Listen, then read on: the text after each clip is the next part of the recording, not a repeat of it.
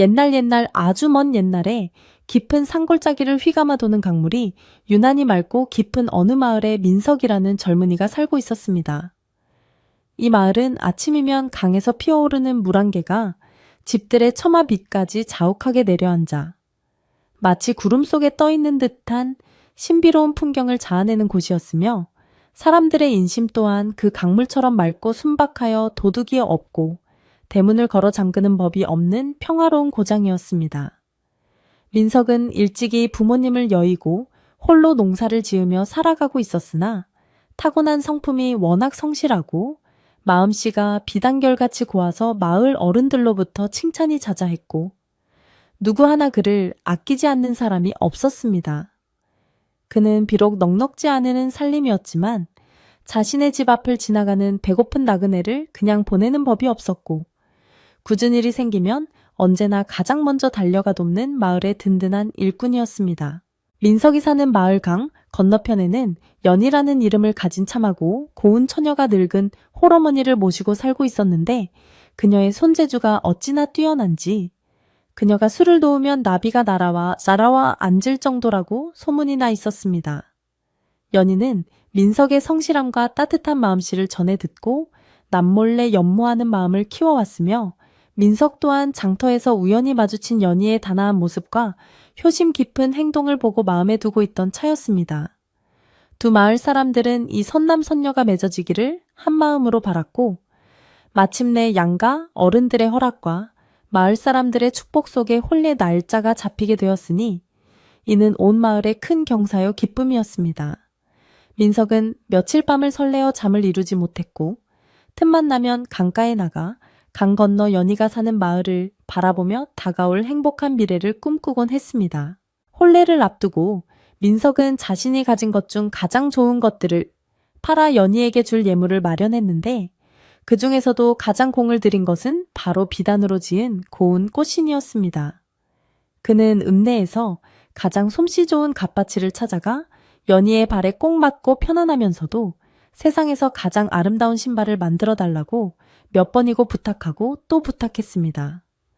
붉은 비단 위에 금실과 은실로 정성스럽게 수놓아진 꽃씨는 마치 살아있는 꽃송이처럼 화려하면서도 기품이 흘렀고 민석은 이 신발을 신고 자신의 집 마당으로 들어올 연희의 모습을 상상하며 행복에 젖었습니다.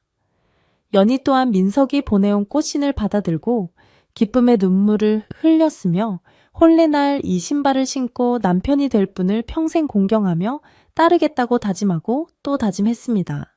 드디어 기다리고 기다리던 혼례의 날이 밝았으나 아침부터 하늘의 기색이 심상치 않더니 전고가 지나면서 먹구름이 검게 몰려와 온 세상을 어둡게 덮어버리기 시작했습니다. 본래 맑은 날에는 잔잔하게 흐르던 강물이 갑작스러운 바람에 거칠게 일렁이기 시작했고 산짐승들이 불안하게 울어대며 숲속으로 숨어드는 등 기이한 징조가 나타나 마을 노인들은 혀를 차며 걱정스러운 눈빛을 교환했습니다. 하지만 이미 정해진 혼례를 미룰 수는 없는 노릇이었기에 신부의 행렬은 예정대로 강 건너 마을을 출발하여 민석이 기다리는 마을을 향해 움직이기 시작했습니다. 신부가 탄 가마는 화려하게 장식되어 있었지만 거센 바람에 휘날리는 청사초롱의 불빛은 위태롭게 흔들렸고 가마꾼들의 발걸음 또한 점점 거세지는 빗줄기에 무거워져만 갔습니다.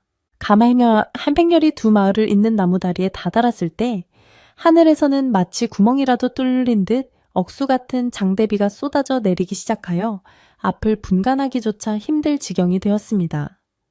평소에는 튼튼해 보이던 나무 다리였지만 갑자기 불어난 강물의 거센 물살을 견디기에는 역부족인 듯 삐걱거리는 소리를 내며 위태롭게 흔들리기 시작했습니다.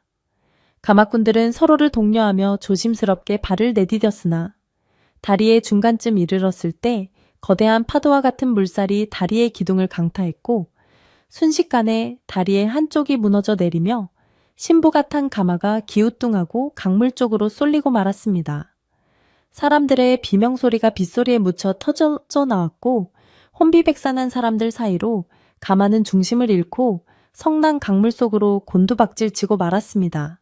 가마가 물에 닿는 순간 연희는 본능적으로 탈출을 시도했으나 무거운 홀레복이 물을 머금어 몸을 가눌 수 없게 만들었고 거센 소용돌이는 가냘픈 그녀를 강바닥 깊은 곳으로 끌어당겼습니다. 아수라장이 된 현장에서 사람들은 발을 동동 구르며 어쩔 줄을 몰라 했고 몇몇 용감한 장정들이 물속으로 뛰어들려 했으나 성난 강물은 누구의 접근도 허용하지 않을 만큼 사납게 포효하고 있었습니다. 그 혼란 속에서 연희는 살기 위해 필사적으로 허우적거렸지만 그녀의 발에 심겨져 있던 고운 꽃신 한 짝이 벗겨져 물살에 휩쓸려 떠내려가는 것을 마지막으로 그녀의 모습은 흙탕물 속으로 사라져버리고 말았습니다. 남겨진 것은 거센 빗줄기와 강물의 포효, 그리고 다리단간을 부여잡고 오열하는 사람들의 통곡 소리뿐이었습니다. 소식을 전해 들은 민석은 맨발로 뛰쳐나와 강가로 달려갔지만 이미 강물은 걷잡을 수 없이 불어나 있었고 사랑하는 신부의 모습은 어디에서도 찾을 수 없었습니다. 그는 강가에 주저앉아 목이 터져라. 연희의 이름을 불렀지만 돌아오는 것은 차가운 빗방울과 무심하게 흘러가는 강물 소리뿐이었고 그의 절규는 폭풍우 속에 묻혀 흩어져 버렸습니다. 혼례를 위해 차려놓은 잔치상은 비에 젖어 엉망이 되었고 마을 사람들의 축복은 비탄과 탄식으로 바뀌어온 마을이 슬픔의 바다에 잠기게 되었습니다. 민석은 흙탕물이 튀어니 엉망이 된 예복을 입은 채 밤이 깊도록 강가를 떠나지 못하고 하염없이 강물만 바라보며 넋을 잃고 앉아 있었습니다. 밤새도록 마을 사람들은 횃불을 밝히고 강을 따라 내려가며 신부를 찾으려 애썼지만 불어난 물살과 어둠 때문에 수색은 쉽지 않았고 시간만 속절없이 흘러갔습니다. 칠흑 같은 어둠 속에서 민석은 연희가 마지막 순간에 얼마나 무섭고 고통스러웠을지를 생각하며 가슴을 쥐어뜯었고 자신이 좀 더 튼튼한 다리를 놓았더라면 아니면 날씨를 핑계로 혼례를 미루자고 했더라면 하는 부질없는 후회들로 괴로워했습니다. 그의 눈앞에는 수줍게 웃으며 꽃신을 받아들던 연희의 고운 얼굴이 아른거려 견딜 수가 없었고 그녀를 지켜주지 못했다는 죄책감이 비수처럼 가슴에 꽂혀 숨조차 쉬기 힘들었습니다. 그렇게 축복받아야 할 첫날 밤은 끔찍한 비극의 밤이 되어 민석의 영혼을 갈갈이 찢어놓고 말았습니다. 다음날 새벽비는 그쳤지만 강물은 여전히 흙탕물로 넘실대고 있었고 하류 쪽 강가 수풀에 걸려있는 신부의 시신이 발견되었다는 비보가 전해졌습니다. 민석은 떨리는 다리를 이끌고 그곳으로 향했고 싸늘하게 식어버린 연희의 모습을 확인하고는 그 자리에 혼절하고 말았습니다. 그녀는 여전히 고운 혼례복을 입고 있었지만 물에 젖고 찢긴 옷자락과 창백하게 질린 얼굴은 생전의 생기를 잃어버린 채 처참한 모습이었으며 무엇보다 한쪽 발에는 버섯만 남은 채 꽃신이 사라져 있어 보는 이들의 가슴을 더욱 아프게 했습니다. 민석은 차가운 그녀의 발을 부여잡고 오열하며 자신의 목숨을 내놓아서라도 그녀를 살려낼 수만 있다면 1000번이고 10,000번이고 그렇게 하겠노라고 울부짖었습니다. 장례는 눈물 속에서 치러졌고 연희는 양지 바른 언덕에 묻혀 강물이 내려다 보이는 곳에서 영원한 잠에 들게 되었지만 민석의 시간은 그날 그 강가에서 멈춰버리고 말았습니다. 그는 식음을 전폐하고 방 안에 틀어박혀 누구와도 말을 섞지 않았으며 밤이면 멍하니 촛불만 바라보다가 연희의 이름을 부르며 흐느끼기를 반복했습니다. 마을 사람들은 그런 민석을 안타깝게 여겨주기라도 수어나르며 위로하려 했지만 민석의 텅 빈 눈동자에는 그 어떤 위로도 담기지 않는 듯 했습니다. 그의 집 마당에는 혼례 때 쓰려 했던 기물들이 치워지지 않은 채 비를 맞아 흉물스럽게 방치되어 있었고 주인 잃은 집은 순식간에 활기를 잃고 음산한 기운마저 감돌기 시작했습니다. 그렇게 며칠이 지나고 첫 칠일이 다가올 무렵 민석의 집 주변에서 이상한 일들이 일어나기 시작했다는 소문이 돌기 시작했습니다. 밤이 깊어 사위가 조용해지면 아무도 없는 마당에서 물이 뚝뚝 떨어지는 소리가 들린다거나 축축하고 비릿한 강물 냄새가 바람을 타고 집 안으로 스며든다는 것이었습니다. 처음에는 민석이 슬픔에 잠겨 헛것을 듣는 것이라 여겼지만 집안일을 봐주던 노비들도 하나둘씩 기이한 기척을 느끼고 공포에 떨기 시작했습니다. 대문이 저절로 삐걱거리는가 하면 부엌에 물 항아리가 이유 없이 넘치기도 하고 마당의 흙이 마치 누군가 물 젖은 발로 걸어다닌 것처럼 젖어 있는 날들이 이어졌습니다. 특히 민석이 잠드는 안방 문 앞에서는 더욱 기이한 현상이 목격되었는데 매일 아침 문을 열면 문지방 앞에 작고 젖은 발자국이 찍혀 있다는 것이었습니다. 그 발자국은 어른의 것보다 작고 여자의 발처럼 고운 모양새였으나 흙탕물이 섞인 듯 검고 축축하여 보는 사람으로 하여금 등골이 오싹해지게 만들었습니다. 하인들은 물에 빠져 죽은 신부의 원혼이 신랑을 데려가기 위해 찾아온 것이라 수근거리며 두려움에 떨었고 밤이 되면 무서워서 방문을 걸어 잠그고 밖으로 나오려 하지 않았습니다. 하지만 민석은 그 발자국을 보고도 무서워하기는커녕 오히려 그것이 연희의 흔적일지도 모른다는 생각에 발자국을 어루만지며 하염없이 눈물을 흘릴 뿐이었습니다. 어느 늦은 밤 민석은 잠을 이루지 못하고 뒤척이다가 문 밖에서 들려오는 희미한 소리에 귀를 기울였는데 그것은 마치 젖은 천이 바닥에 끌리는 듯한 질척한 소리였습니다. 소리는 대문 쪽에서 시작되어 마당을 가로질러 점점 안방 쪽으로 다가오고 있었고 민석의 심장은 쿵쾅거리며 요동치기 시작했습니다. 그는 두려움보다는 그리움이 앞서 벌벌 떨리는 손으로 방문을 열어젖히려 했으나 이상하게도 문은 밖에서 누가 잡고 있는 것처럼 꿈쩍도 하지 않았습니다. 문틈으로 스며들어오는 항해는 뼛속까지 시리게 만들었고 문 밖에서는 가늘고 슬픈 여인의 한숨 소리 같은 것이 들려와 민석의 가슴을 가슴을 미어지게 만들었습니다. 다음날 아침 역시나 방문 앞에는 젖은 발자국이 선명하게 찍혀 있었는데 이번에는 그 발자국이 마루 끝에서 시작하여 방문 바로 앞까지 이어져 있다가 다시 되돌아나간 모양새였습니다. 마을 사람들은 이제 대놓고 물귀신이 씌었다며 민석의 집 근처에는 얼씬도 하려 하지 않았고 밤이면 아이들이 밖으로 나가는 것을 엄하게 단속했습니다. 마을의 평온하던 공기는 공포와 불안으로 무겁게 가라앉았고 안개 낀 강가는 이제 아름다운 풍경이 아닌 죽음의 기운이 서린 불길한 장소로 여겨지게 되었습니다. 민석의 집은 마을 한가운데 있었음에도 불구하고 마치 외딴 섬처럼 고립되어 갔고 사람들의 발길이 끊긴 집은 점점 더 황폐해져 갔습니다. 민석은 마을 사람들의 수군거림에도 아랑곳하지 않고 매일 밤 문 앞에 앉아 누군가를 기다리듯 밤을 지새웠습니다. 그는 자신이 죽어서라도 연희를 만날 수만 있다면 기꺼이 귀신이 되어도 좋다고 생각할 만큼 절박했고 밤마다 찾아오는 그 기척이 제발 방문을 열고 들어와 주기를 간절히 바랐습니다. 그는 밥상에 숟가락 2개를 놓고 허공을 향해 말을 걸기도 하고 연희가 좋아했던 꽃을 꺾어 방문 앞에 놓아두기도 하며 미쳐가고 있다는 소리를 들을 정도로 기이한 행동을 이어갔습니다.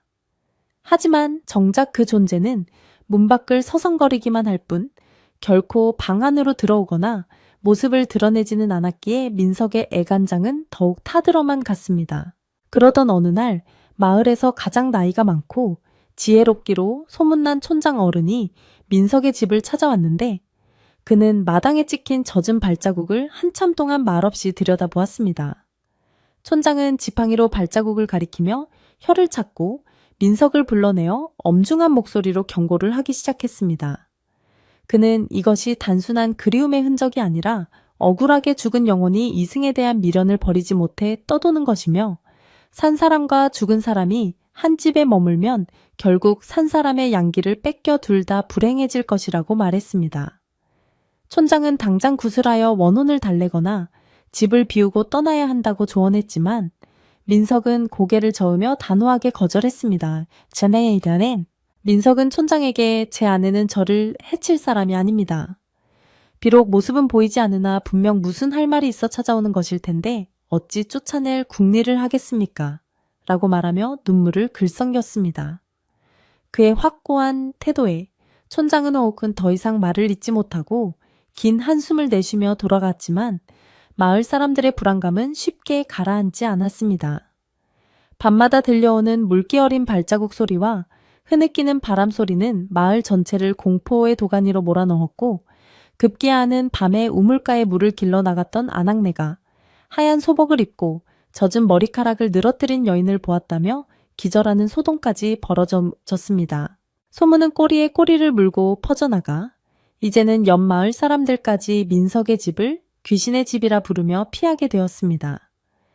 민석의 집 대문 앞에는 잡초가 무성하게 자라나기 시작했고 담장 너머로는 아무도 들여다보려 하지 않아 집안은 대낮에도 어둑하고 서늘한 기운이 감돌았습니다.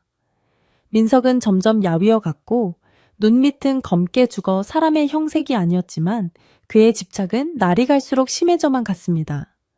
그는 낮에는 연희의 무덤가에 가서 멍하니 앉아 있다가 해가 지면 서둘러 집으로 돌아와 방문을 조금 열어두고 촛불을 켠 채 그 서글픈 방문객을 기다리는 일상을 반복했습니다.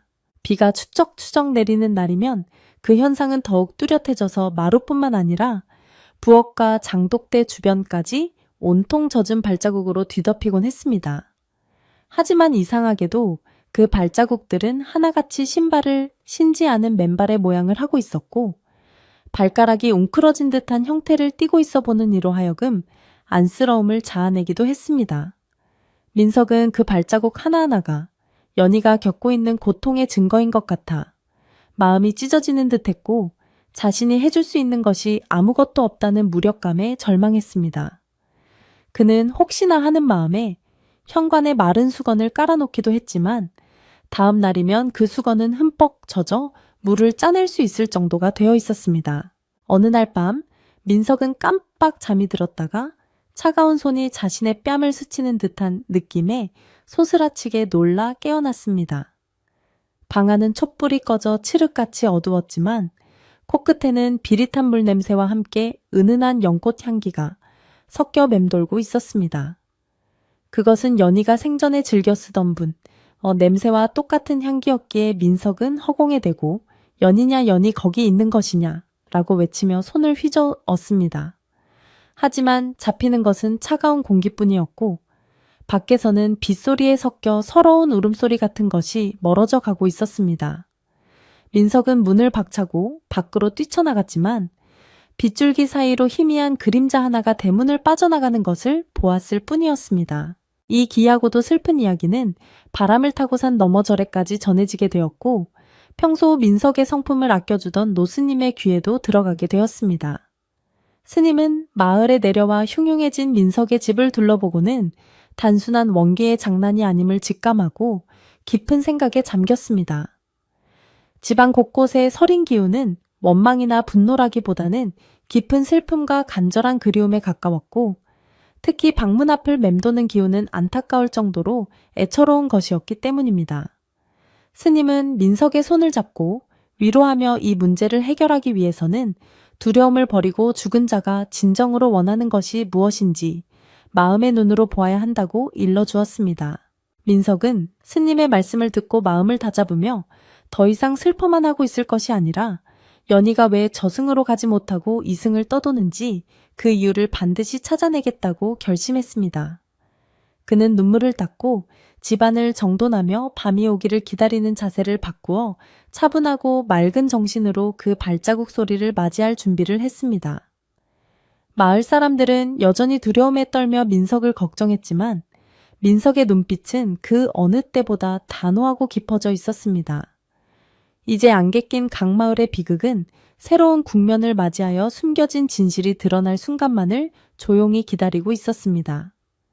스님은 민석의 집 마당에 들어서자마자 코를 찌르는 비릿한 물냄새에 미간을 찌푸렸습니다. 맑은 날임에도 불구하고 마당 구석구석에는 이끼가 끼어 있었고 처마 밑에서는 마치 금방이라도 비가 내린 것처럼 물방울이 뚝뚝 떨어지고 있었습니다. 스님은 서두르지 않고 지팡이로 땅을 짚으며 천천히 집안을 둘러보았는데 그의 눈길은 무언가를 찾는 듯 날카로우면서도 깊은 연민을 담고 있었습니다. 민석은 퀭한 눈으로 스님을 맞이하며 자신이 겪고 있는 이 기이하고 고통스러운 일들에 대해 털어놓기 시작했습니다. 밤마다 찾아오는 발자국 소리, 문 밖에서 들리는 희미한 울음소리, 그리고 아침이면 발견되는 젖은 흔적들까지 하나도 빠짐없이 이야기했습니다. 스님은 민석의 이야기를 묵묵히 들으며 고개를 끄덕였고 민석의 말이 끝난 후에도 한참 동안 침묵을 지켰습니다. 그러다 스님은 민석을 데리고 방문 앞으로 다가가 아직 마르지 않은 젖은 발자국을 가리키며 조용히 입을 열었습니다. 보게나 이 발자국은 원망에 찬 귀신의 것이 아니네. 만약 너를 해치러 온 원기라면 발자국이 방 안까지 침범하여 너의 목을 조르거나 흉한 짓을 했을 것이야. 하지만 이 발자국을 자세히 보게. 문지방을 넘지 못하고 그 앞에서 서성인 흔적만 가득하지 않으는가. 스님의 말씀에 민석은 떨리는 마음으로 발자국을 다시 들여다보았고 과연 스님의 말씀대로 발자국은 문지방 바로 앞에서 멈춰 있거나 제자리 걸음을 한 듯 어지럽게 찍혀 있었습니다. 민석은 스님에게 매달리듯 물었습니다. 그렇다면 제 아내는 왜 방 안으로 들어오지 못하고 저리 문 밖에서 울고만 있는 것입니까? 제가 문을 열어주려 해도 열리지 않고 이름을 불러도 대답이 없습니다. 제가 무엇을 잘못했기에 저 사람이 저토록 서럽게 떠돌아야 한단 말입니까? 민석의 목소리는 물기에 젖어 떨리고 있었고 그의 가슴 속에 쌓인 죄책감과 그리움이 한꺼번에 터져 나오는 듯 했습니다. 스님은 민석의 어깨를 토닥이며 이것은 산 사람의 잘못이 아니라 죽은 자가 갖지 못한 어떤 결핍 때문일 것이라고 설명했습니다. 혼례를 치르지 못하고 죽은 신부가 신랑의 방에 들어오려면 갖춰야 할 예가 있는데 그것이 지켜지지 않아 들어오지 못하는 것일 수 있다는 것이었습니다. 스님은 해가 질 때까지 민석의 집에 머물며 집안 곳곳에 부적을 붙이거나 경을 읽는 대신 민석에게 마음을 굳게 먹고 밤을 기다리라고 일러주었습니다. 오늘 밤은 두려워 말고 문 밖의 기척을 자세히 살피거라. 귀신이라 생각하지 말고 네가 사랑했던 여인이라 생각하고 그녀가 무엇을 보여주려 하는지, 무엇이 부족하여 들어오지 못하는지 내 눈으로 직접 확인해야 한다. 스님은 해가 저물자 마을 어귀의 절로 돌아갔고 민석은 다시 홀로 남겨진 적막한 집에서 밤이 오기만을 기다렸습니다. 어둠이 깔리자 마을의 개들이 컹컹 짖어대다가 이내 낑낑거리며 꼬리를 내렸고 바람소리마저 잦아든 고요. 속에서 강물 흐르는 소리만이 유난히 크게 들려왔습니다. 밤이 깊어 삼경이 가까워지자 어김없이 대문 쪽에서 젖은 것이 질질 끌리는 소리가 들려오기 시작했습니다. 평소 같았으면 이불을 뒤집어쓰고 공포에 떨었을 민석이었지만 오늘만큼은 스님의 말씀을 되새기며 떨리는 가슴을 진정시키고 문 쪽으로 귀를 바짝 갖다 대었습니다. 철벅 철벅 소리는 마당을 지나 마루 위로 올라왔고 물기가 나무 바닥에 스며드는 소리가 선명하게 들렸습니다. 민석은 숨을 죽이고 문틈으로 새어 들어오는 달빛에 의지해 밖의 동태를 살폈지만 문창호지 너머로 어른거리는 검은 그림자 외에는 아무것도 보이지 않았습니다. 그림자는 방문 바로 앞까지 다가와 멈춰섰고 이내 가늘고 떨리는 흐느낌 소리가 새어 나오기 시작했습니다. 민석은 용기를 내어 낮게 깔린 목소리로 물었습니다. 연이냐 내 목소리가 들리면 대답해다오. 왜 들어오지 못하고 거기 서 있는 것이냐. 하지만 밖에서는 대답 대신 손톱으로 문지방을 긁는 듯한 소름 끼치는 소리만 들려올 뿐이었습니다. 드르륵 드르륵. 그것은 문을 열어달라는 요청이라기보다는 들어오고 싶어도 들어올 수 없는 안타까움이 담긴 몸부림처럼 느껴졌습니다. 민석은 자리에서 일어나 문고리를 잡으려 했으나 문고리는 얼음장처럼 차갑게 식어 있어 손이 닿자마자 찌릿한 한기가 온몸으로 퍼져나갔습니다. 그는 문을 억지로 열려 하지 않고 문의 등을 기대고 앉아 밖의 존재와 천이라도 나누려는 듯 가만히 눈을 감았습니다. 그때 민석의 머릿속에 스쳐 지나가는 기억이 있었습니다. 사고가 나던 날 거센 물살 속으로 사라지던 연희의 모습과 함께 흙탕물 위로 둥둥 떠내려가던 붉은 꽃인 한 짝이 떠올랐던 것입니다. 혼례를 위해 그토록 공들여 준비했던 꽃인 연희가 그토록 아끼고 좋아했던 그 신발이 떠오르자 민석의 심장이 쿵 내려앉았습니다. 그는 급히 문틈으로 시선을 돌려 문 밖의 그림자 밑부분을 유심히 살펴보았습니다. 달빛이 구름 사이로 잠깐 비친 순간 민석은 문창호지 아래쪽에 비친 발 그림자를 볼 수 있었는데 그것은 신발을 신은 모양새가 아니라 발가락이 선명하게 드러난 맨발의 형상이었습니다. 그것도 물에 불어 퉁퉁 부은 듯 하면서도 작고 애처로운 맨발이었습니다. 아? 민석의 입에서 탄식 같은 신음이 흘러나왔습니다. 신부가 신랑의 방에 첫 발을 디딜 때는 반드시 정갈한 버선과 꽃신을 신고 들어와야 하는 법인데 연희는 사고로 신발을 잃어버려 맨발이 되었기에 차마 신랑의 방으로 들어오지 못하고 있었던 것입니다. 죽어서 혼백이 되어서도 예의를 지키려 하고 흉한 모습으로 남편을 놀라게 하지 않으려는 그녀의 착하고 고운 마음씨가 느껴져 민석은 가슴을 쥐어뜯으며 오열했습니다.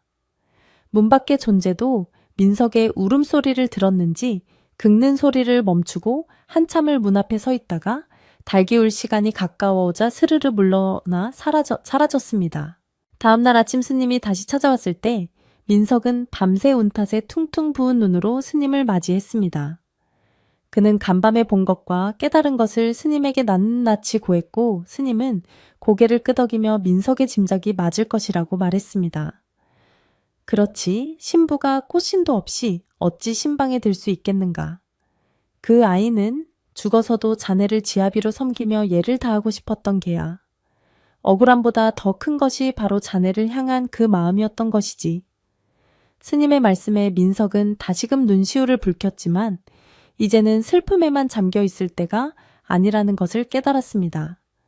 그는 연희가 편안히 들어올 수 있도록 그리고 이승에서의 마지막 한을 풀고 떠날 수 있도록 자신이 해야 할 일이 무엇인지 분명히 알게 되었습니다. 마을 사람들은 여전히 민석의 집 근처에 얼씬도 하지 않았고 밤마다 들리는 울음소리의 공포에 떨고 있었지만 민석의 집안 분위기는 어제와는 사뭇 달라져 있었습니다. 민석은 창고를 뒤져 혼례 때 쓰다 남은 비단 조각들과 색시를 찾아냈고 먼지가 쌓인 반지꼬리를 꺼내 들었습니다. 그는 비록 남자지만 농기구를 손질하던 솜씨로 아니 그보다 더한 정성을 담아 연희를 위한 꽃신을 다시 만들기로 결심했습니다. 읍내의 갓바치에게 맡길 수도 있었지만 연희의 발치수를 누구보다 잘 알고 있는 것은 자신이었고 마지막 가는 길에 자신의 손길이 닿은 물건을 신겨주고 싶은 마음이 간절했기 때문입니다. 민석은 방 안에 틀어박혀 며칠 낮밤을 꼬박 세우며 꽃신 만들기에 몰두했습니다. 바늘에 손가락이 찔려 피가 맺히고 눈이 침침해져도 그는 멈추지 않았습니다. 마을 사람들은 민석이 이제 완전히 미쳐서 방 안에서 혼자 헛짓을 하고 있다고 수근거렸지만 민석의 귀에는 아무것도 들리지 않았습니다. 오직 연희의 고운 발을 감싸줄 따뜻하고 예쁜 신발을 만들어야 한다는 일념 하나로 한 땀 한 땀 정성을 다해 바느질을 이어갔습니다.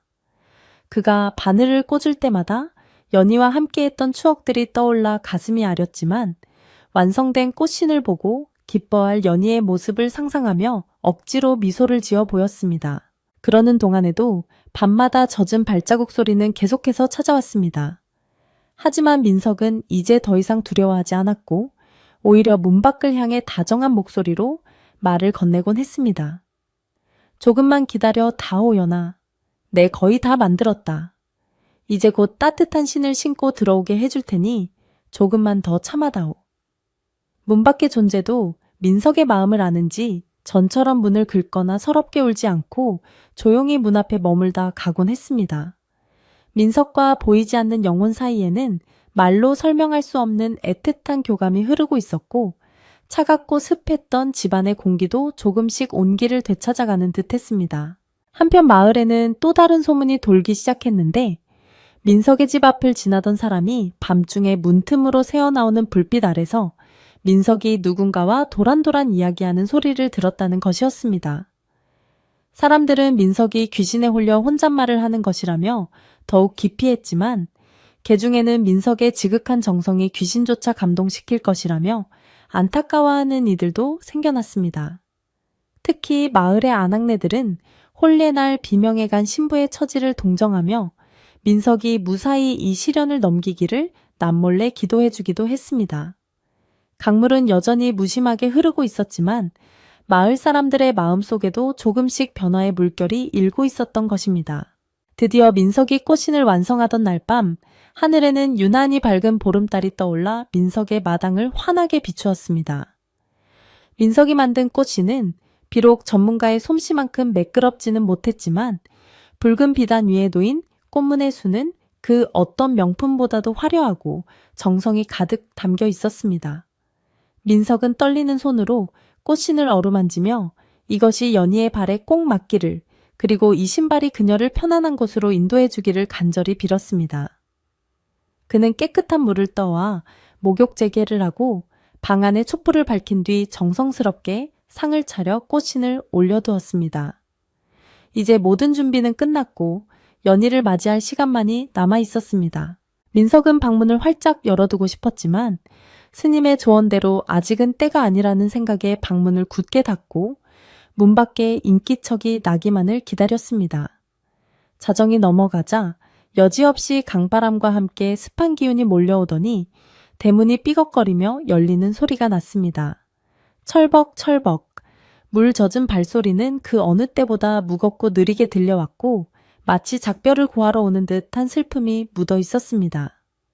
민석은 심장이 터질 것 같은 긴장감 속에서도 꽃신이 놓인 상을 바라보며 마음을 다잡았습니다. 발소리는 마당을 지나 대돌 위로 올라섰고 방문 바로 앞에서 멈췄습니다. 그 순간 민석은 문 밖을 향해 나직하지만 힘있는 목소리로 말했습니다. 연아, 내가 너를 위해 신발을 지었다. 잃어버린 꽃신 대신 내 정성을 담아 만든 것이니 부디 이 신을 신고 편안히 들어오너라. 민석의 말이 끝나자마자 밖에서는 바람소리 같은 깊은 한숨소리가 들려왔고 문풍지가 파르르 떨렸습니다.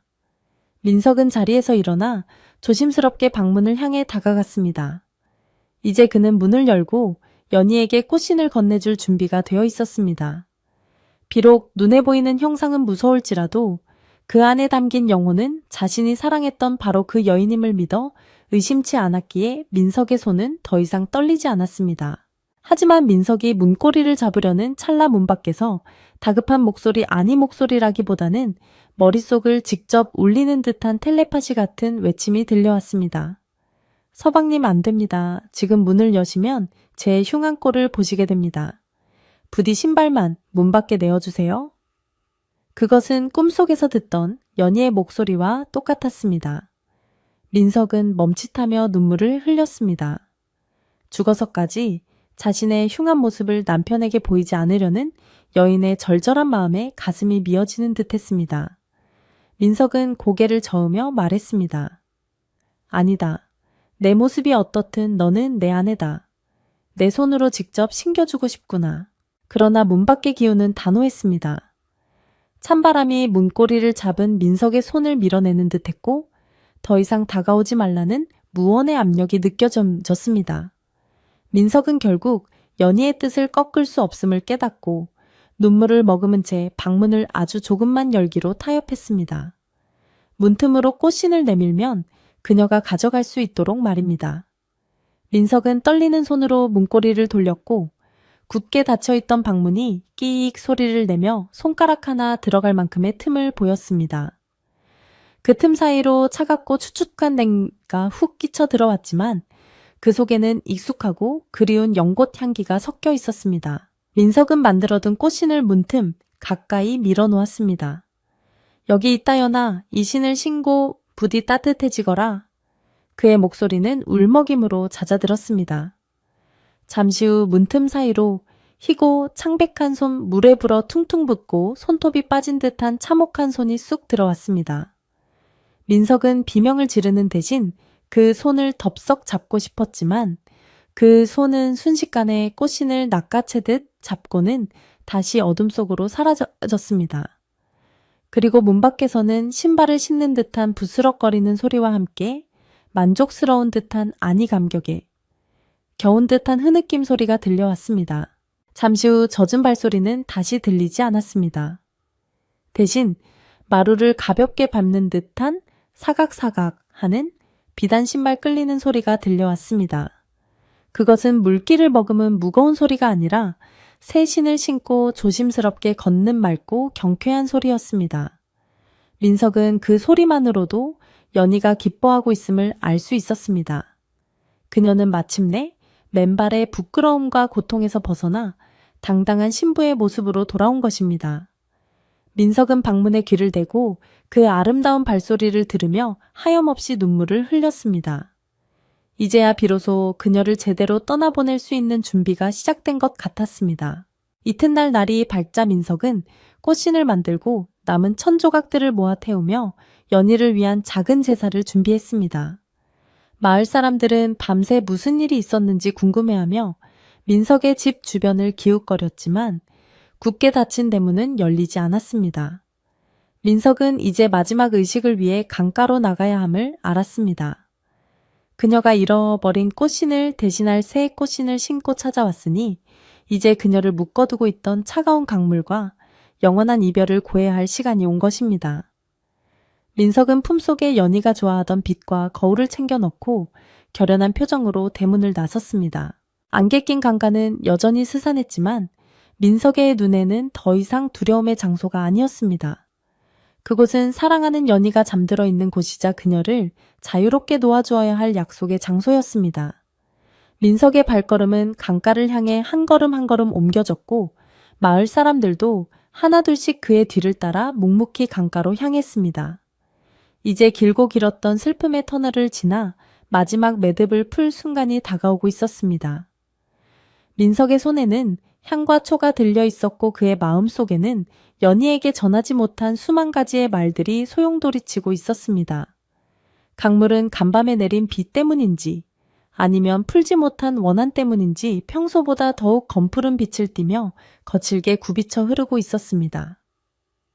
민석이 대문을 열고 나왔을 때 마을은 한 치 앞도 분간할 수 없는 짙은 물안개에 휩싸여 있어 마치 이승이 아닌 다른 세상에 들어와 있는 듯한 몽환적인 분위기를 자아냈습니다. 민석의 손에는 정갈하게 차려진 제수 음식이 담긴 대나무 바구니가 들려 있었고 등에는 작은 볏짚 자루 하나가 메어져 있었는데 그 모습이 너무나 비장하고 엄숙하여 새벽일을 나가려던 마을 사람들은 그를 보고 흠칫 놀라 길을 비켜섰습니다. 사람들은 민석의 눈빛이 예전에 그 선하고 순박했던 청년의 것이 아니라 무언가에 깊이 홀린 듯 하면서도 동시에 두려움을 모르는 강인한 투사의 눈빛으로 변해 있음을 느끼고 등골이 서늘해지는 것을 느꼈습니다. 민석이 마을 어귀를 지나 강가로 향하는 좁은 길로 접어들자 호기심과 두려움을 이기지 못한 마을 사람들이 하나둘씩 일손을 놓고 그의 뒤를 밟기 시작했습니다. 개 중에는 민석이 귀신의 부름을 받아 스스로 물에 빠져 죽으러 가는 것이라며 당장 말려야 한다고 소리치는 이도 있었고 섣불리 건드렸다가는 물귀신의 화를 입어 마을 전체가 쑥대밭이 될 것이라며 말리는 이도 있어 대열은 소란스러웠습니다. 웅성거리는 소리가 등 뒤에서 들려왔지만 민석은 한 번도 뒤를 돌아보지 않고 오직 앞만 보고 걸음을 옮겼습니다. 그의 귓께는 어젯밤 문틈으로 들었던 꽃신을 신고 기뻐하던 연희의 그 가벼운 발소리가 환청처럼 계속해서 맴돌고 있었기 때문입니다. 강가에 도착한 민석은 사고가 났던 이제는 끊어져 흉물스럽게 기둥만 남은 다리 근처에 모래톱에 짐을 풀었습니다. 이곳은 연희가 차가운 물속으로 사라진 비극의 현장이자 그녀의 시신이 발견되었던 가슴 아픈 장소였기에 민석이 이곳에 서자 가슴 밑바닥에서부터 뜨거운 것이 울컥 치밀어 올랐습니다. 뒤따라온 마을 사람들은 강둑 위에 옹기종기 모여 서서 불안한 눈빛으로 민석의 일거수일투족을 지켜보았는데 그들의 표정에는 금방이라도 무슨 일이 터질 것 같은 긴장감이 역력했습니다. 그때 인파를 헤치고 산사의 노스님이 나타나 민석의 곁으로 다가갔고 스님의 등장에 마을 사람들은 조금 안도하는 기색을 보이며 웅성거림을 멈추고 숨을 죽였습니다. 스님은 민석이 모래 위에 멍석을 깔고 제사상을 차리는 것을 묵묵히 지켜보다가 나직한 목소리로 물었습니다. 자네 마음의 준비는 되었는가? 이 강물은 산자와 죽은 자를 가르는 경계이니 여기서 자칫 마음이 흔들리면 자네 또한 저 물결에 휩쓸려 돌아오지 못할 수도 있네.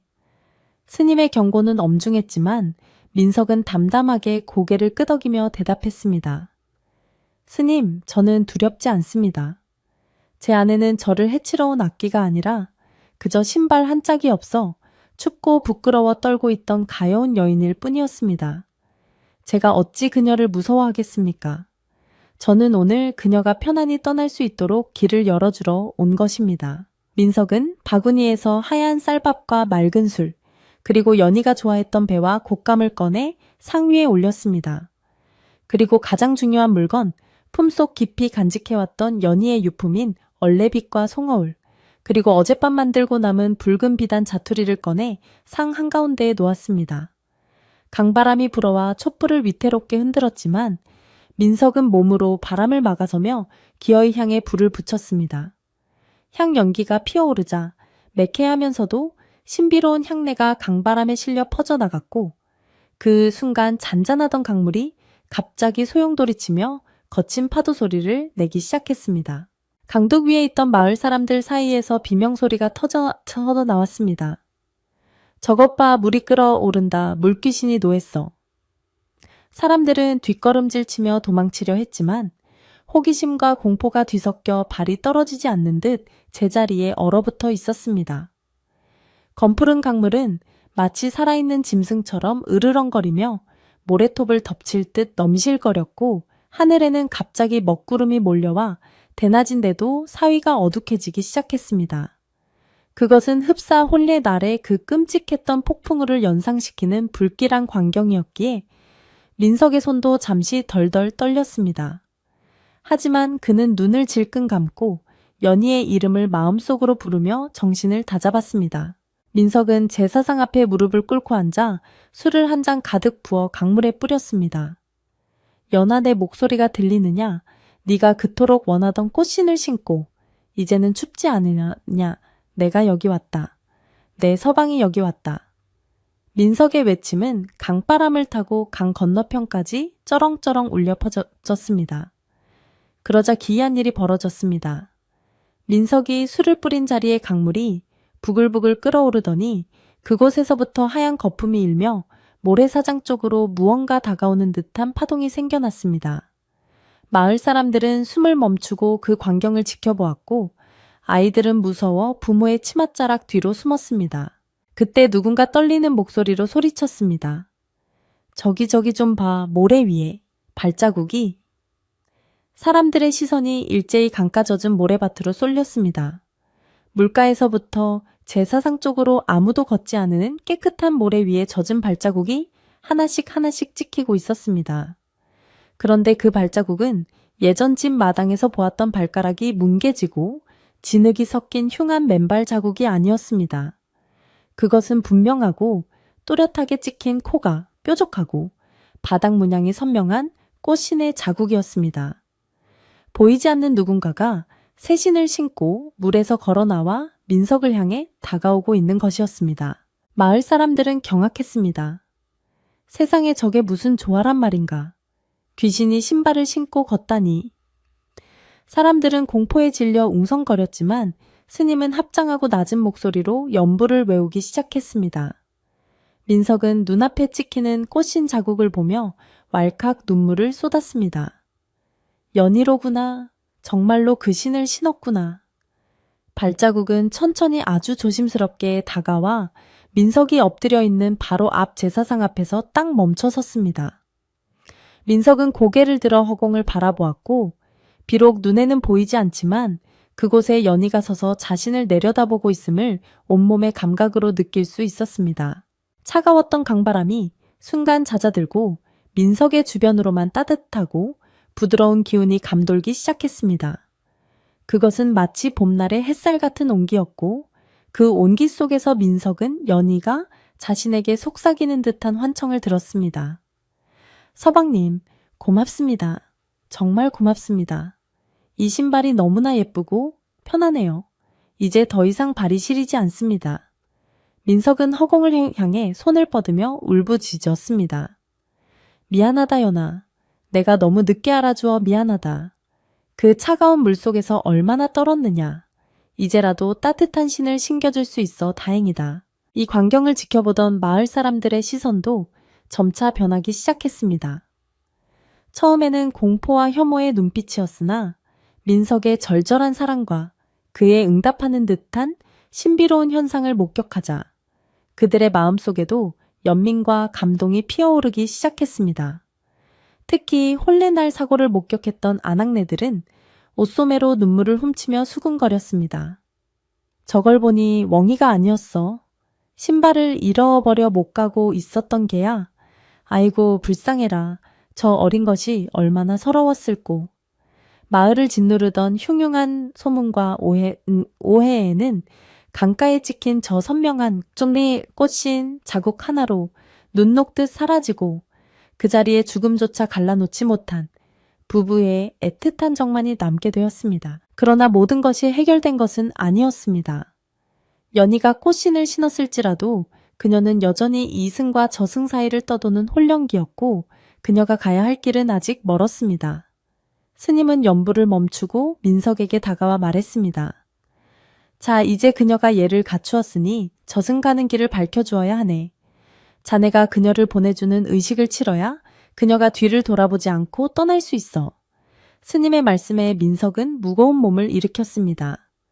이제는 슬픔을 억누르고 그녀를 보내주어야 할 시간이 온 것입니다. 민석은 준비해온 지프로 만든 작은 배 모형을 꺼내 들었습니다. 민석은 집배 안에 연희의 유품인 빛과 거울, 그리고 그녀가 평소 아끼던 작은 놀이개를 담았습니다. 그리고 손가락을 깨물어 흰 천에 붉은 피로 글씨를 써 내려갔습니다. 그것은 연희의 이름과 생년월일, 그리고 다음 생에는 부디 명 긴 사람으로 태어나 자신과 다시 만나 100년 해로하자는 간절한 염원이 담긴 글귀였습니다. 민석이 피로 쓴 천을 집배에 돛대처럼 매달자 바람이 다시 거세게 불어와 천을 파르르 떨게 만들었습니다. 마치 연희가 그 글귀를 읽고 감격하여 우는 것처럼 느껴졌습니다. 그때 갑자기 강물 한가운데서 커다란 물고기 한 마리가 튀어올랐다가 텀벙하고 떨어지는 소리가 났습니다. 마을 사람들은 깜짝 놀라 소리쳤고 스님은 그곳을 가리키며 말했습니다. 복에나 물길이 열리고 있네. 지금일세. 어서 띄워보내게. 민석은 떨리는 손으로 집 배를 들어 올렸습니다. 그러나 막상 배를 물에 띄우려니 손이 떨어지지 않았습니다. 이 배를 띄워보내면 정말로 연희와 영영이별이라는 생각에 민석의 가슴은 천갈래 만갈래로 찢어지는 듯했습니다. 그는 집 배를 가슴에 품고 한참을 흐느꼈습니다. 못 보냅니다, 스님. 제가 어떻게 보냅니까? 하루만 아니 딱 1시간만이라도 얼굴을 보고 이야기라도 나누고 싶습니다. 민석의 통곡에 하늘도 슬퍼하는지 가늘게 비가 내리기 시작했습니다.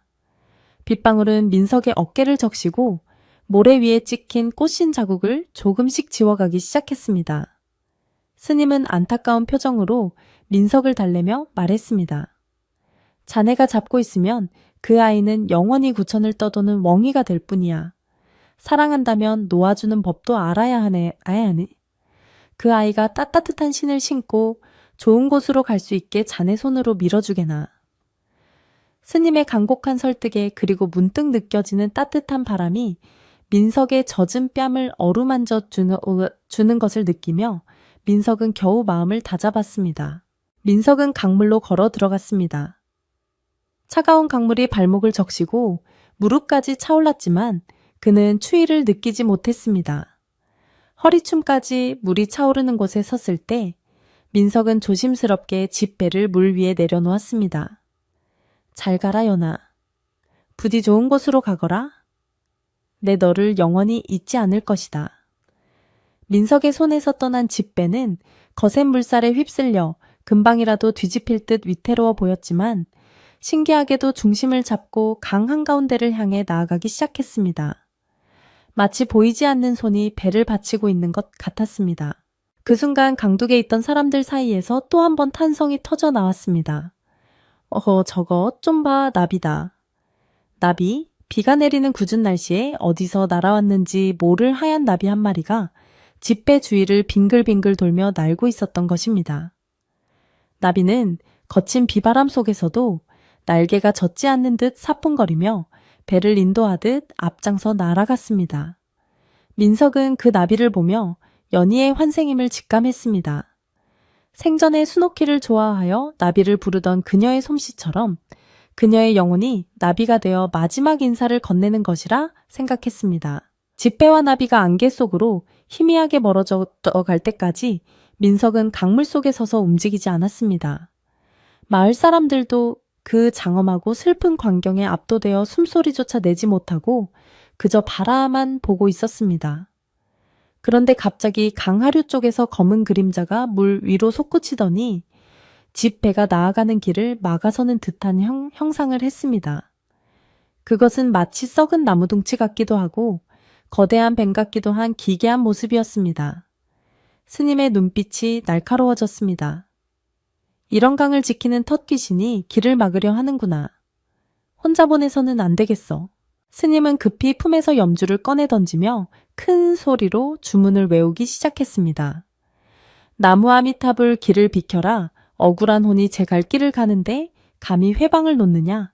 스님의 호통소리가 천둥처럼 울려 퍼지자 물 위를 막아서던 검은 그림자가 꿈틀거리며 물속으로 가라앉았습니다. 하지만 그 충격으로 물살이 거세져 집, 배가 심하게 요동치며 뒤집힐 위기에 처했습니다. 민석은 안 돼 라고 비명을 지르며 물속으로 더 깊이 들어가려 했지만 불어난 강물은 민석의 몸을 휘청거리게 만들었습니다. 그 절체절명의 순간 민석의 눈앞에 다시 한번 기적이 일어났습니다. 뒤집히려던 집배 밑에서 무언가 붉은 빛이 번쩍이더니 배를 다시 반듯하게 세워 올리는 것이었습니다. 자세히 보니 그것은 물속에 잠겨있던 붉은 꽃인 한 짝의 형상이었습니다. 연희가 사고 때 잃어버렸던 바로 그 진짜 꽃이니 물속에서 나타나 영혼을 실은 집배가 무사히 건너갈 수 있도록 받쳐주고 있는 듯 했습니다. 새로 만든 신과 잃어버렸던 신이 만나 짝을 이루며 연희의 영혼을 완벽하게 지켜내고 있는 것이었습니다.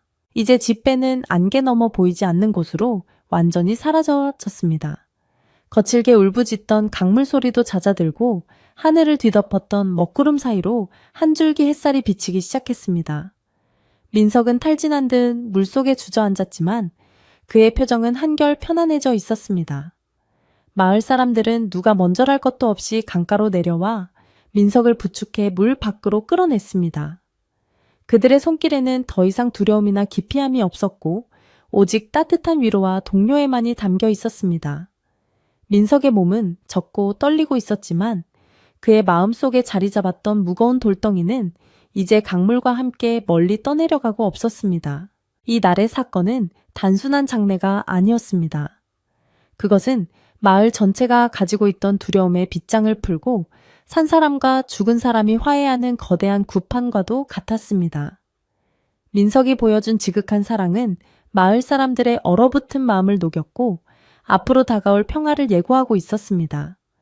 하지만 민석에게는 아직 해야 할 일이 남아 있었습니다. 집으로 돌아가 연희의 흔적을 정리하고 그녀가 없는 세상에서 다시 살아갈 힘을 얻는 과정이 필요했습니다. 강가에서의 의식은 끝났지만 진정한 치유는 이제부터가 시작이었습니다. 강가에서의 의식을 마치고 마을로 돌아오는 길은 갈대와는 사뭇 다른 공기로 채워져 있었습니다. 억수같이 쏟아지던 비는 어느새 거짓말처럼 뚝 그쳤고 먹구름이 물러난 하늘에서는 따스한 햇살이 내리비치며 젖은 대지를 말려주고 있었습니다. 민석은 탈진하여 몸을 제대로 가누지 못했지만 양옆에서 그를 부축하는 마을 장정들의 팔에는 힘이 들어가 있었고 그들의 천이 민석의 차가운 몸으로 전해져 왔습니다. 뒤를 따르는 마을 사람들의 표정에서도 공포와 경계심은 사라지고 대신 깊은 연민과 안도감, 그리고 알 수 없는 벅찬 감동이 자리 잡고 있었습니다. 그들은 방금 강가에서 목격한 기적 같은 일, 즉 죽은 신부가 꽃신을 신고 남편의 정성에 응답하여 편안히 떠나는 모습을 서로 이야기하며 혀를 내둘렀습니다. 마을 어귀에 들어서자 평소 민석의 집 근처만 가면 지저대던 동네 개들이 꼬리를 살랑거리며 마중을 나오는 기이한 풍경이 펼쳐졌습니다. 짐승들이 먼저 기운이 맑아진 것을 알아차린 것이라며 노인들은 고개를 끄덕였고 아이들도 더 이상 민석의 집을 무서워하지 않고 호기심 어린 눈으로 바라보았습니다. 민석의 집 대문은 활짝 열려 있었지만 그 안에서 뿜어져 나오던 음산하고 습한 기운은 온데간데 없고 대신 마당 가득 내려앉은 햇살이 황금빛으로 빛나고 있었습니다. 민석은 떨리는 다리로 마당에 들어서며 깊은 숨을 들이마셨는데 코끝에 스치는 것은 비릿한 물 냄새가 아니라 향긋한 흙 냄새와 풀 내음이었습니다. 스님은 민석보다 앞서 집 안으로 들어가더니 며칠 동안 굳게 닫혀있던 방문과 창문들을 모두 활짝 열어 젖혔습니다. 자, 이제 문을 활짝 열어두게. 음습한 기운은 모두 물러갔으니 맑은 바람과 볕이 집안 구석구석 스며들게 해야 하네. 스님의 목소리는 우렁차고 활기가 넘쳤습니다.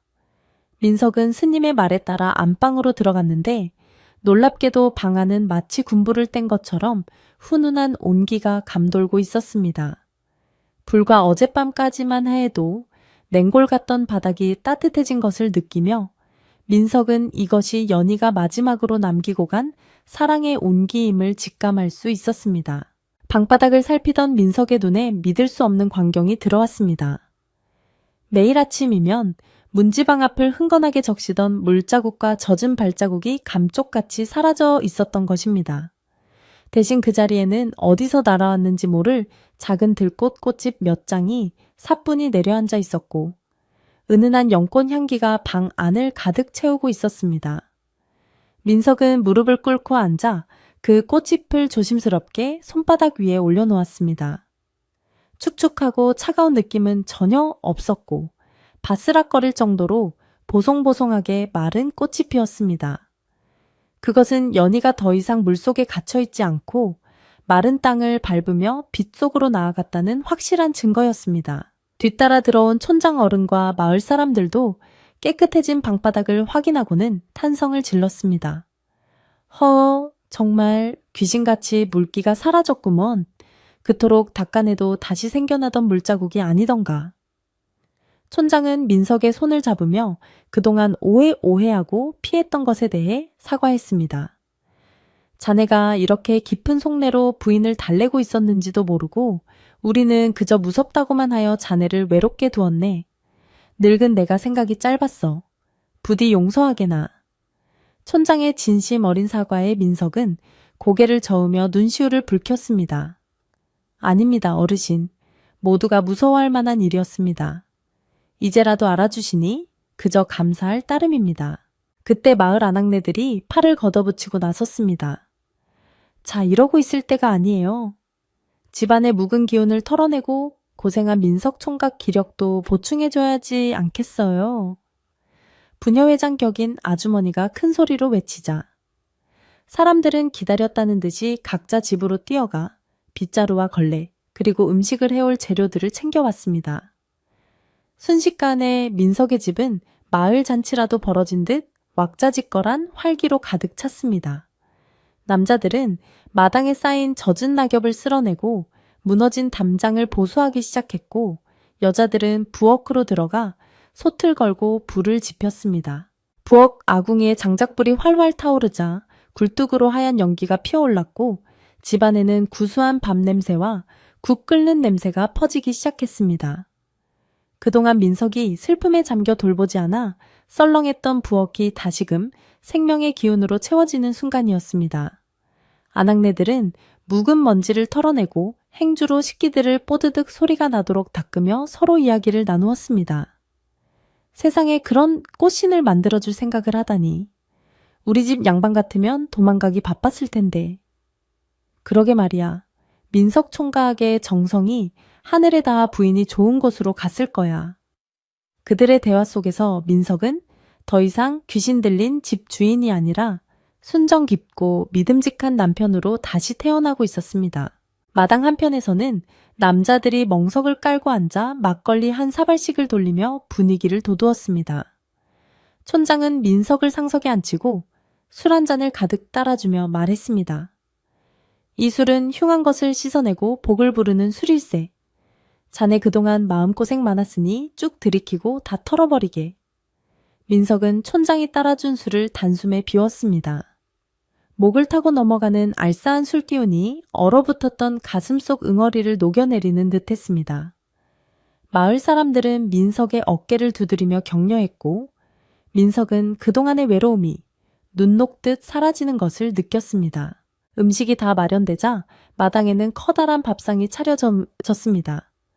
뜨끈한 소고기 국밥과 갓 지은 하얀 쌀밥, 그리고 갖가지 나물들이 상다리가 부러질 듯 차려졌습니다. 스님도 자리에 함께하여 식사 전 짧은 축원을 올렸습니다. 비 온 뒤에 땅이 굳어진다 하였습니다. 오늘의 이 시련이 마을 사람들을 하나로 묶고 민석 처사의 앞날에 단단한 디딤돌이 되게 하소서. 모두가 나무 아미타불을 외치며 숟가락을 들었고 달그락거리는 식사 소리와 함께 웃음꽃이 피어났습니다. 그것은 단순한 끼니 해결이 아니라 죽음의 그림자를 걷어내고 삶의 의지를 다지는 거룩한 의식과도 같았습니다. 식사를 하던 도중 한 아이가 민석에게 다가와 물었습니다. 아저씨, 아까 강물에서 나비가 날아갔잖아요. 그게 정말 아저씨 섹시해요. 아이의 순진한 질문에 주변이 잠시 조용해졌습니다. 민석은 아이의 머리를 쓰다듬으며 부드럽게 미소 지었습니다. 그래, 아주 예쁜 나비였지. 아저씨 섹시는 꽃을 참 좋아했거든. 아마 꽃을 찾아 좋은 곳으로 날아갔을 거야. 그러니 이제 무서워하지 않아도 된단다. 민석의 대답에 아이는 활짝 웃으며 고개를 끄덕였고 그 모습을 지켜보던 어른들의 입계에도 흐뭇한 미소가 번졌습니다.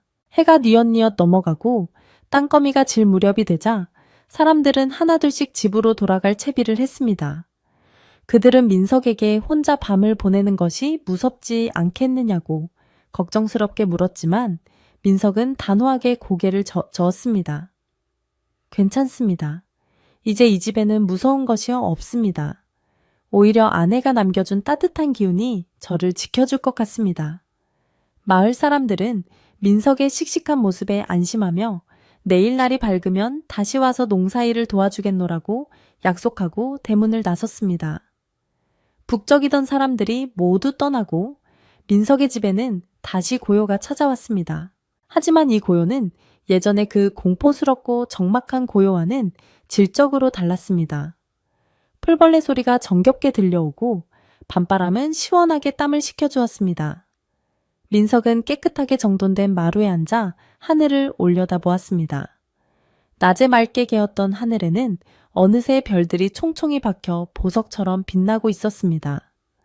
민석은 유난히 밝게 빛나는 별 하나를 찾아 시선을 고정했습니다. 마치 연희가 하늘에서 자신을 내려다보며 윙크를 하는 것만 같았습니다. 그는 가슴속에서 우러나오는 편안함을 느끼며 오랫동안 잊고 있었던 평온함을 되찾았습니다.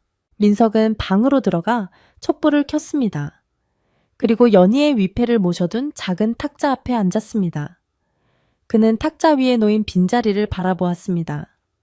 어제까지만 해도 그 자리에 놓여있던 자신이 밤새워 만든 꽃씨는 이제 없습니다. 하지만 그 빈자리는 상실감보다는 채워짐으로 다가왔습니다. 자신이 만든 신발을 신고 그녀가 편안히 떠났다는 사실, 자신의 사랑이 헛되지 않았다는 사실이 민석의 마음을 꽉 채우고 있었기 때문입니다. 민석은 나직하게 독백했습니다. 연아, 오늘 마을 사람들이 많이 다녀갔다. 네가 떠나면서 사람들의 마음까지 돌려놓았구나. 고맙다. 정말 고맙다. 밤이 깊어지자 스님이 떠나기 전 민석에게 건넨 말이 떠올랐습니다. 산 사람은 살아야 하는 법일세. 자네가 슬픔에만 잠겨 있으면 떠난 사람도 발길이 떨어지지 않아. 자네가 씩씩하게 잘 사는 모습을 보여주는 것이야말로 진정한 천도, 잔두인계야. 민석은 그 말을 곱씹으며 주먹을 불끈 쥐었습니다. 내일부터는 다시 밭으로 나가 땀 흘려 일하고 마을 사람들과 어울리며 열심히 살아가겠다고 다짐했습니다. 그것이 비명에 간 아내를 위하는 길이자 자신에게 남겨진 목심을 깨달았기 때문입니다. 민석은 이불을 펴고 자리에 누웠습니다. 며칠 동안 잠을 제대로 자지 못해 몸은 청은망은 무거웠지만 정신은 그 어느 때보다 맑았습니다. 베개에 머리를 대자마자 몰려오는 수마 속에서 민석은 꿈결처럼 들려오는 소리에 귀를 기울였습니다. 그것은 물 젖은 발소리도 서러운 울음소리도 아니었습니다. 마당에 대시풀 스치는 바람 소리와 강물이 유유히 흘러가는 자연의 소리였습니다. 민석은 그 평화로운 자장가 소리를 들으며 깊고 달콤한 잠속으로 빠져들었습니다. 그 시각 마을 사람들의 집에서도 이야기꽃이 피어났습니다. 사랑방에 모인 노인들은 민석의 이야기를 하며 젊은 사람들에게 교훈을 주었습니다. 보아라. 진심은 귀신도 감동시키는 법이다. 겉으로 보이는 것만 보고 무서워하거나 피해서는 안 되는 게야. 아이들은 이불 속에서 엄마에게 민석 아저씨와 꽃신 이야기를 해달라고 졸았고, 아낙네들은 남편의 옷깃을 여며주며 부부의 연에 대해 다시 한번 생각해보는 밤이었습니다. 민석의 집에서 일어난 일은 단순히 한 집안의 비극을 넘어 마을 전체를 따뜻하게 감싸안는 전설이 되어가고 있었습니다. 다음날 새벽 민석은 누구보다 일찍 눈을 떴습니다. 개운한 몸과 마음으로 마당에 나선 그는 우물가로 가서 시원한 물을 길어 올렸습니다. 맑은 물에 얼굴을 씻으며 거울을 보니 퀭하던 눈은 생기를 되찾았고 창백했던 볼에는 혈색이 돌고 있었습니다. 민석은 빗자루를 들고 마당을 쓸기 시작했습니다. 삭삭하는 빗자루 소리가 경쾌하게 새벽 공기를 갈랐습니다. 이제 그의 집은 더 이상 귀신 나오는 흉가가 아니라 부지런하고 성실한 농부 민석의 삶의 터전으로 완벽하게 돌아왔습니다. 대문 밖에서 인기척이 나더니 옆집 김씨가 지게를 지고 지나가며 인사를 건넸습니다. 민석이 일어났나. 오늘 날씨가 참 좋구먼. 이따가 밭 갈러 갈 때 같이 가세나. 민석은 환하게 웃으며 대답했습니다. 예, 형님. 금방 채비하고 나가겠습니다. 평범하고 일상적인 아침 인사가 이토록 소중하고 감사한 것인 줄 예전에는 미처 몰랐습니다. 민석은 하늘을 한 번 쳐다보고 다시 묵묵히 마당을 쓸었습니다. 그의 빗자루질 한 번 한 번에 지난밤의 악몽은 완전히 씻겨 내려가고 희망찬 새 아침의 기운이 채워지고 있었습니다. 마을의 아침 안개가 걷히면서 강물의 윤곽이 드러났습니다. 여전히 굽이쳐 흐르는 강물은 어제와 다름없었지만 그 물결 위로 햇살이 반짝이며 윤슬을 만들어내고 있었습니다. 마치 수만 켤레의 보석 신발이 물 위를 걷는 것처럼 아름다운 광경이었습니다. 민석은 잠시 빗자루질을 멈추고 그 빛나는 강물을 바라보았습니다. 이제 그는 강물을 보아도 슬프지 않았습니다. 그곳은 아픔의 장소가 아니라 사랑하는 이를 떠나보낸 아름다운 이별의 장소이자 영원한 기억의 공간이 되었기 때문입니다. 민석의 입가에 잔잔한 미소가 번졌습니다.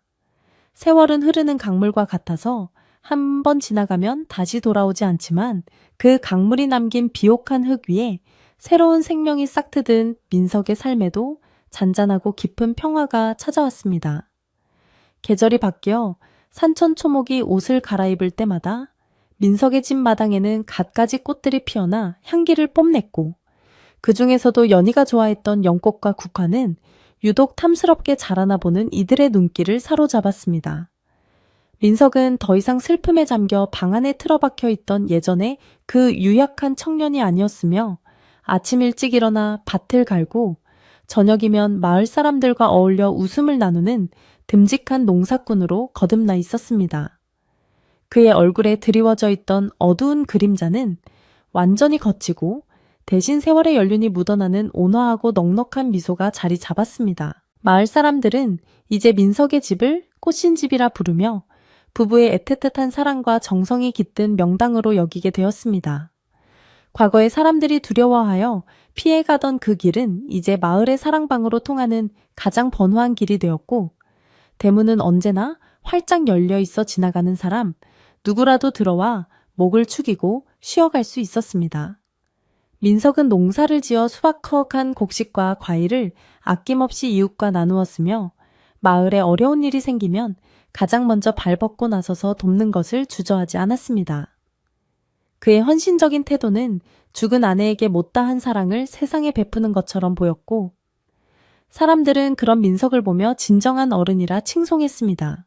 특히 비가 많이 오는 날이면 민석은 우비를 챙겨 입고 강가로 나가 다리와 둑을 살피는 일을 게을리하지 않았습니다.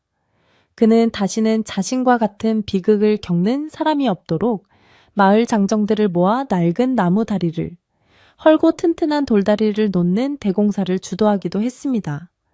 공사가 진행되는 동안 민석은 직접 돌을 나르고 흙을 다지며 땀을 흘렸고, 그런 그의 모습에 감동한 마을 사람들도 너 나 할 것 없이 힘을 보태어 예상보다 훨씬 빠르고 견고하게 다리를 완성할 수 있었습니다. 새로 놓인 다리는 거센 물살에도 끄떡없을 만큼 웅장했으며 사람들은 그 다리를 연희 다리라 부르며 건널 때마다 민석 부부의 사랑을 기억했습니다. 세월이 흘러 민석의 머리에도 서리가 내리고 얼굴에는 주름이 깊게 패기 시작했지만 그는 재혼을 하지 않고 홀로 지냈습니다. 주변에서 좋은 처자가 있다며 중매를 서려는 사람들도 있었지만 민석은 그때마다 사람 좋게 웃으며 정중히 거절하곤 했습니다. 제 집사람이 저기 강가에서 그리고 제 마음속에서 두 눈 시퍼렇게 뜨고 지켜보는데 제가 어찌 딴 마음을 품겠습니까? 저는 지금 이대로도 충분히 행복하고 꽉 찬 삶을 살고 있습니다. 그의 말은 빈말이 아니었습니다. 그는 비록 몸은 혼자였으나 마음속에서는 언제나 연희와 함께 대화하고 상의하며 살아가고 있었기에 외로움을 느낄 새가 없었던 것입니다. 어느 해 추석 유난히 달이 밝고 풍성한 수확을 거둔 가을밤에 마을 잔치가 민석의 집 마당에서 열렸습니다. 동네 아이들은 마당을 뛰어다니며 술래잡기를 했고 어른들은 멍석에 둘러앉아 송편을 빚고 해콕식으로 만든 술을 나누며 이야기꽃을 피웠습니다. 민석은 아이들을 불러 모아 무릎에 앉히고 옛날 이야기를 해주었는데 그 이야기는 언제나 호랑이나 도깨비 이야기가 아니라 서로를 아끼고 약속을 지키는 것이 얼마나 중요한지에 대한 따뜻한 교훈이 담긴 이야기였습니다. 아이들은 민석 할아버지의 따뜻한 품과 구수한 목소리를 좋아하여 밤이 깊도록 집에 갈 생각을 하지 않았습니다. 잔치가 무르익어갈 무렵 한 젊은 새신랑이 민석에게 술잔을 올리며 물었습니다. 어르신께서는 평생을 혼자 사셨는데 정말로 부인이 그립거나 원망스럽지는 않으셨습니까? 저라면 그 긴 세월을 견디지 못했을 것 같습니다. 민석은 밤하늘의 둥근 달을 쳐다보며 빙그레 웃었습니다. 허허, 사람들은 눈에 보이는 것만 믿으려 하지. 하지만 진정한 사랑은 눈에 보이지 않을 때 더 깊어지는 법일세. 내 아내는 떠난 것이 아니라 나비가 되어 콧밭에 머물고 바람이 되어 내 땀을 식혀주고 별이 되어 밤길을 비춰주었네. 그러니 나는 단 하루도 혼자였던 적이 없다네. 민석의 깊은 속내를 들은 사람들은 숙연해지며 고개를 끄덕였습니다. 그들은 민석이 단순히 과거의 추억을 붙잡고 사는 것이 아니라 죽음을 초월하여 삶을 긍정하고 승화시킨 경지에 이르렀음을 깨달았습니다. 민석의 집 마당 가득히 퍼진 국화 향기는 그 어떤 값비싼 향수보다도 진하고 그윽하게 사람들의 마음을 적셨습니다. 그날 밤 마을 사람들은 민석의 집에서 늦도록 머물며 서로의 정을 확인했고 민석의 집은 마을 전체를 하나로 묶어주는 따뜻한 구심점이 되어주었습니다. 겨울이 오고 한방눈이 내려온 세상이 하얗게 뒤덮이면 민석은 방 안에 화로를 피우고 앉아 집으로 신발을 삼았습니다. 비록 연희는 비단 꽃신을 신고 떠났지만 민석은 마을의 가난한 아이들이나 노인들이 추운 겨울에 발이 시리지 않도록 튼튼하고 따뜻한 집신을 만들어 나누어 주는 것을 낙으로 삼았습니다. 그가 만든 신발은 투박했지만 정성이 가득 들어가 있어 신으면 발에서 열이 날 정도로 따뜻하다고 소문이 자자했습니다. 사람들은 민석이 만든 신발을 복신이라 부르며 그것을 신으면 험한 길도 무사히 갈 수 있고 좋은 일이 생긴다고 믿어 귀하게 여겼습니다. 그렇게 10년, 20년이 지나 민석은 이제 꼬부랑 할아버지가 되었습니다. 그의 걸음걸이는 느려졌고 지팡이 없이는 거동이 불편해졌지만 눈빛만은 여전히 맑고 총기 어린 소년의 그것과 같았습니다. 그는 자신의 생이 얼마 남지 않았음을 직감하고 있었지만 죽음을 두려워하거나 피하려 하지 않았습니다. 오히려 오랫동안 기다려온 여행을 떠날 준비를 하는 사람처럼 집안을 정리하고 마음의 짐을 하나씩 내려놓는 시간을 가졌습니다. 그는 장롱 깊은 곳에 보관해 두었던 혼례 때 입었던 낡은 예복을 꺼내어 햇볕에 말리고 곱게 다듬어 두었습니다. 어느 따스한 봄날 강변의 버드나무가 연두색 잎을 틔우고 강물이 반짝이며 흐르는 날이었습니다. 민석은 아침 일찍 일어나 목욕 재개를 하고 깨끗하게 손질해둔 예복으로 갈아입었습니다. 그리고 마루에 걸터 앉아 따뜻한 봄볕을 쬐며 마당에 핀 꽃들을 바라보았습니다.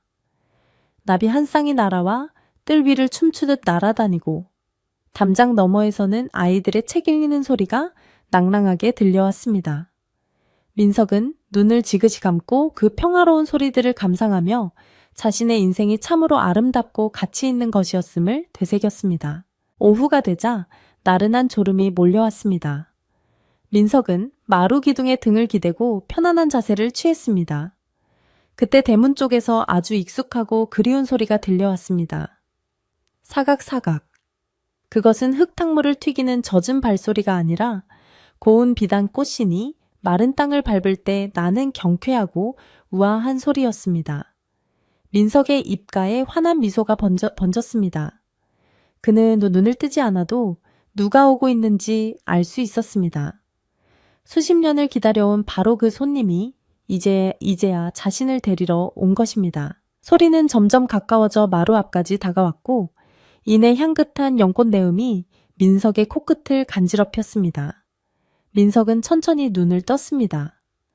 눈부신 햇살 속에서 혼례 날 보았던 그 앳되고 고운 모습 그대로인 연희가 서 있었습니다. 그녀는 붉은 치마 저고리에 민석이 만들어주었던 그 화려한 꽃신을 신고 수줍지만 환한 미소를 지으며 손을 내밀고 있었습니다. 서방님 많이 기다리셨지요? 이제 함께 가요. 그녀의 목소리는 옥구슬이 굴러가는 듯 첨가했고 세월의 흔적이라고는 찾아볼 수 없는 영원한 젊음을 간직하고 있었습니다. 민석은 주름진 손을 뻗어 그녀의 희고 고운 손을 잡았습니다. 그 순간 민석의 몸에서 늙고 병든 기운이 씻은 듯이 사라지고 몸이 깃털처럼 가벼워지는 것을 느꼈습니다. 그는 지팡이를 내려놓고 벌떡 일어섰습니다. 그의 모습 또한 백발의 노인이 아니라 혼례를 치르던 날의 훤칠하고 잘생긴 청년의 모습으로 돌아가 있었습니다. 두 사람은 서로를 마주보며 눈물을 글썽겼지만 그것은 슬픔의 눈물이 아니라 기쁨과 감격의 눈물이었습니다. 그래 가자. 내 너를 만나려고 참으로 오래 기다렸다. 민석과 연희는 손을 꼭 잡고 대문을 나섰습니다. 마을길은 꽃잎이 흩날려 꽃길이 되어 있었고 사람들은 보이지 않았지만 곳곳에서 축복의 노랫소리가 들려오는 듯했습니다. 두 사람은 마을 어귀를 지나 강가로 향했습니다. 강물 위에는 무지개처럼 찬란한 다리가 놓여 있었고 그 너머에는 고통도 이별도 없는 영원한 평화의 세상이 기다리고 있었습니다. 나비들이 떼를 지어 두 사람의 앞길을 인도했고 강물은 잔잔한 파도 소리로 두 사람의 재회를 축하해 주었습니다. 민석은 뒤를 돌아보지 않았습니다. 이승에서의 삶은 충분히 아름다웠고 또 후회 없이 사랑했기에 미련 없이 떠날 수 있었습니다. 다음 날 아침 마을 사람들은 마루에 평온하게 기대어 잠든 듯 세상을 떠난 민석을 발견했습니다. 그의 얼굴은 살아생전보다 더 편안하고 행복해 보였으며 입가에는 옅은 미소가 걸려 있었습니다. 사람들은 그의 죽음을 슬퍼하며 통곡하기보다는 드디어 부인을 만나러 가셨구나. 참으로 복된 죽음이다라며 그의 마지막 길을 축복해 주었습니다. 장례는 마을장으로 성대하게 치러졌고 온 마을 사람들이 모여 민석의 덕을 기리고 명복을 빌었습니다. 민석의 시신은 연희가 묻혀있는 강가 언덕 바로 옆에 나란히 안장되었습니다.